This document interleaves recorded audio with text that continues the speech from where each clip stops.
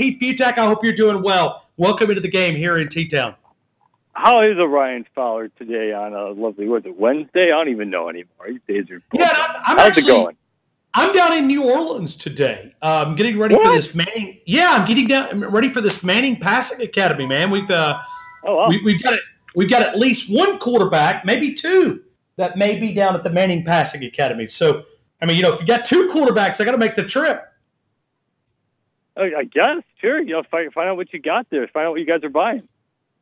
Yeah, so, I mean, I want to, since we're looking at this expectation of all these quarterbacks, and I know you're a big Jalen Hurts guy, and you think this guy's going to be the starting quarterback. So what you told us a few weeks ago.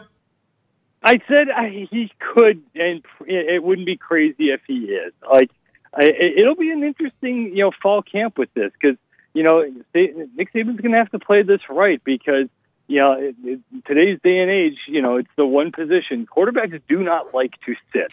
And the whole idea of, we always need a backup quarterback, we always need a second option. You do, but these guys just don't want. If you come to Alabama and you're trying to play for a national championship, then that's what you want to do. And you saw us a couple of years ago. Be it David Cornwell, Blake Barnett. They sent all these great players, and then they had to sit, and then they went and transferred and haven't done anything yet. So it's a hard thing for quarterbacks to try to, once you're transferring, that changes the dynamics of everything, obviously. But he's going to have to do a little bit of a juggling act here to make both these guys happy.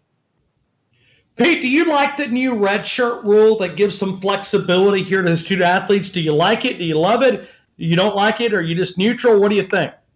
I don't see what the downside is. I mean, it's a positive all the way around. It's a really good thing. For the play, I've always hated the idea of, it's late in the game and a guy gets hurt and a coach burns a red shirt year for a kid by putting him in there. What's the kid supposed to say? No, so you can't really say to the coach, hey, I'm not doing this. I'm sitting. So now at least it gives a little bit of a leeway there. The other thing that's good about this is it's going to help the coaches. It's going to help them develop players. Let's say it's a blowout game. And, you want to get some of your freshmen in and get some meaningful playing time in the fourth quarter. Well, you could get these guys in the game and not burn a red shirt. You can, give them 4 games worth of work potentially and get them all set up. So really it gives them a year of head start. And if you're in Alabama and, you can take the starters out a little bit earlier and play some more guys. So it's a very, very good thing. I'm not really seeing the downside of this at all. Let me ask you and how this impacts, in your opinion, or maybe it doesn't. But you look at Nick Saban, let's just paint a scenario. Let's say that Tua Tagovailoa wins the starting job. And if you're Nick Saban, don't you you got a little flexibility with Jalen Hurts now? Because if you need to play him a few games, it's not like it's going to cost him a complete year. So let's say you don't go over that number of 4. This helps you a little bit if you're Nick Saban. Another tool in the tool bag.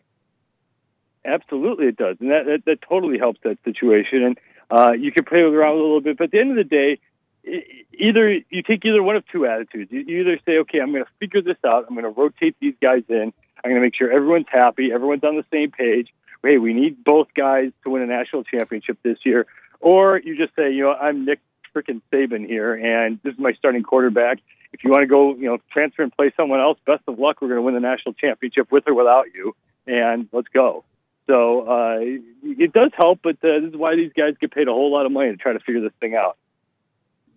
All right, let me ask you, I want you to look out in College Station, Texas, and tell me if you believe in what Jimbo Fisher is doing, and can they be the second best program, maybe like 4 or 5 years down the road in the SEC West? Can they push Alabama at that number 2 spot? I think they're buying into the idea that they are going to be the best program at some point. That if you're 10 years, you're saying, okay, Nick Saban's not going to be around for forever. That at some point that this is going to be a program that is going to, be that next one up when all this starts to kick in. That this is going to be the program that really takes over. So you have to at least think that you got to do something to compete here. So if you're hiring Jimbo Fisher with that price, with that money, you're saying over the next 10 years, at least get us to the college football playoff, let's say 3 times. That's what you're banking on with a guy. He's a national championship quarterback, a head coach. He's done it before. Recruit well enough, get the program there. And you look at what they've spent. I mean, we had a guy on earlier talking about the money. They spent $500 million in the stadium renovations, and they spent another $75 million in coaching investment. They're not looking for Kevin Sumlin 8-4. I mean, they're looking. Yeah, they don't for have any money left for the players now. Oh, Pete, come on. I'm sorry. It's Texas. Come on. Anyway, yes. But you know what? These guys have the money. You know, that's not it. It's they want to win. They want it's Texas A&M has just been that program that just can't quite turn the corner. You know, it's been close. You could make who are the best programs to never really win anything major lately? You know, be it Wisconsin, you know, say UCLA to a certain extent. Certainly Texas A&M's right up there, where it can't just make that, flip that switch and become a superpower program. It's been close. It's been on the cusp of doing big things, but they just haven't been able to get there. Jimbo Fisher, it's a great, great hire. You're making a call. You're saying that, we're going to make a commitment that over the next 10 years, this is going to be that next program up. And, as we know, I know Alabama fans hate the thought of this and, don't really want to think about it. Don't say it, Pete. Don't say it. Don't say it. Dynasties fail. Dynasties go away. USC went away. Miami took a breather. It happened. Florida State was, the top four for a million years in a row. Dynasties do start to drop, and someone's going to have to fill in that void. And then Texas A&M is really starting to position itself to try to be the program that can potentially do that. Let me ask you about LSU. Where do you see them 3 or 4 years out? There's no way Coach O survives 3 or 4 years, right? Am I wrong? I mean, you don't see him there, do you? He might not survive this. I mean, think about it. If you're in right now, they're in a position where they sort of have to take advantage of things. The problem with LSU is you do have that Alabama brick wall every single year, and they happen to, Coach O took over, and during the last 5 or 6 years or so, you're doing this during a time when Auburn's still been all right. Mississippi State and Ole Miss got good all of a sudden, and Arkansas was okay. So all of a sudden, the SEC West became this killer, and LSU's been good. LSU's been very good. I mean, if you look at what they've done, how many close losses they've had, all the talent they've had. I mean, they've been like that team 2 years ago. 3 of those losses were by 5 points or fewer, and the Alabama game, wasn't decided until late. I mean, so they've been right on the cusp of big things. But when you keep, losing, 3 or 4 games a year, that's just not good enough if you're LSU. Now, they always win 8 games, and there's a certain level that they just don't dip below, but that's not good enough if you're LSU. So this year, if it's a 7-5 season, which I don't think it will be, but with their schedule, I mean, they've got to go on the road to play some nasty, brutal games. If this is a 7-5 team, even with all the talent, in, and with 2019 looking like it's going to be a monster year, Coach O might not even survive this year. But at some point, Pete, with all this parity, we were talking earlier about, LSU needs to go out and hire a big coach. Who is a big coach? There's a lot of coaches, but I don't see a lot of people leaving their particular program. Matter of fact, I was even shocked that Jimbo Fisher left Florida State to go to Texas A&M. I don't see who's out there that they can go out and get.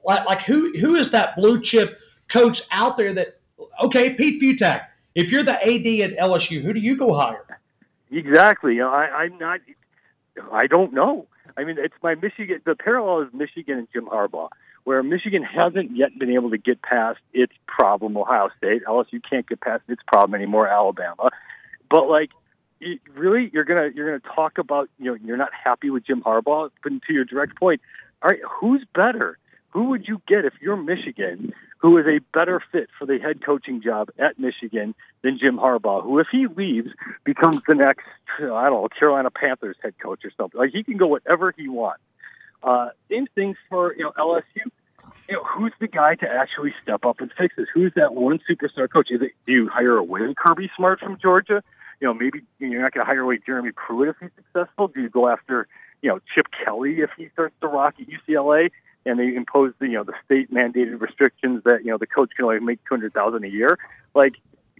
you're right. It's like, who is the guy to fix it? The problem with Orgeron is that he's done it before, where he's just been okay. He was just okay at USC, and at Ole Miss he struggled. He's a absolute peerless assistant coach and great recruiter, but as a head coach, it's been a struggle. But to your point, they're going to always recruit well, but they can't keep losing 3 to 4 games a year at LSU and make the fan base happy. Let me ask you about the Auburn Tigers. Do you believe, because we look at them, and I know we're in Tuscaloosa, and if you want to disagree, that's fine. We think they're more of a developmental school. About every 4 years, they're really, really good. And then for the other 3, they're pretty much mediocre. They're about a 7-8 win team. Do you see them doing anything else other than that in the next 5 years? Maybe. This year they should be pretty good if that didn't really great and that offense really starts to roll. The key, though, is that when they've been great is when the offense is humming. I mean, the Gus Malzahn thing actually kicked into high gear 5 years ago, and nobody can stop that offense. Well, that's what you need. You can't necessarily play it straight up and win every game like you need to if you're Auburn. But last year, obviously, it worked. The defense was terrific, and it all sort of played out and played really well. So, yeah, absolutely, they can be a 10-win team on a regular basis. The question is, can you be the 11 or 12-win team? And that's, as we've discussed many times before, that's the issue. If you're, in Alabama, if you're in Ohio State, if you're Clemson, yeah, you're going to lose one game along the way. You can't lose the second game, and definitely not the third game. Last year, they almost got into the college football playoff with 2 losses. That had they beaten Georgia, obviously in the SEC championship game. But usually you can't do that. You can only lose that one game, and you still have to deal with the whole SEC world. So obviously they're not just a developmental school, then but the problem is also, does the Malzahn offense work? I mean, that's going back to the fickle nature of the SEC. There but for a flickering play clock like 2 years ago, Les Miles keeps his job and maybe Gus Malzahn's gone. So it's just that's the difference between success or failure, and it's just so hard in a league when you do have Alabama, especially in a year like this where you got another great team and a relatively easy schedule, that it's just kind of hard to make any headway if you're a Texas A&M or an LSU or an Auburn. Pete, look at the SEC East. Is Kirby smart? Is there anybody there that can realistically challenge him in 2018?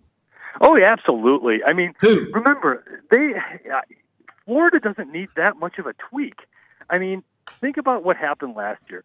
Georgia was great, obviously. They came, this close to winning a national championship. But at the same time, Tennessee was a disaster. Florida was a dead program walking under McElwain. Missouri was, Missouri, and they were having problems. And, Vanderbilt in Kentucky or Vanderbilt in Kentucky. So they did catch a break in a miserable year for the SEC East. Tennessee's not going to be that bad again. Tennessee is going to be far feistier. That's going to be a fun team to watch under Jeremy Pruitt. But Florida under Dan Mullen, I mean, their defense is still going to be amazing. All they needed is just some semblance of an offense. And remember, this is the program that did go to 2 straight SEC championships, before last year. If they can somehow beat Georgia in that cocktail party, not called the cocktail party, weird things happen in that game.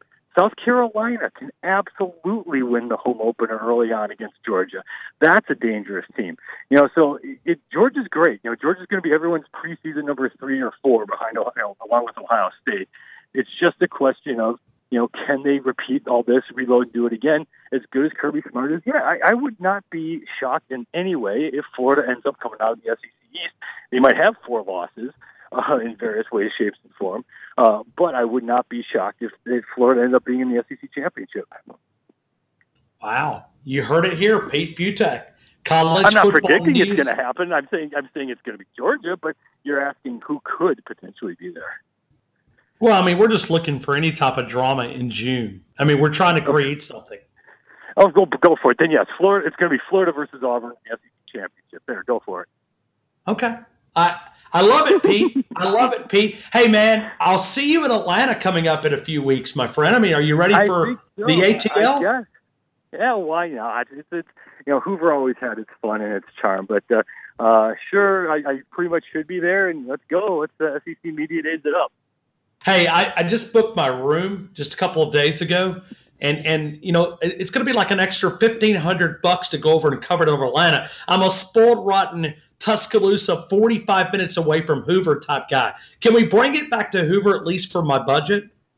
Exactly. I think we'll have to figure something out in that way. So, but yeah, I mean, hey, it's part of being in the big city, part of dealing with all that kind of fun. Oh yeah, I'm looking forward to going and having a varsity hot dog or something. Thanks, Pete. I appreciate you, man. I hope you have a great Later, afternoon. Mr. Fowler. Have a good one.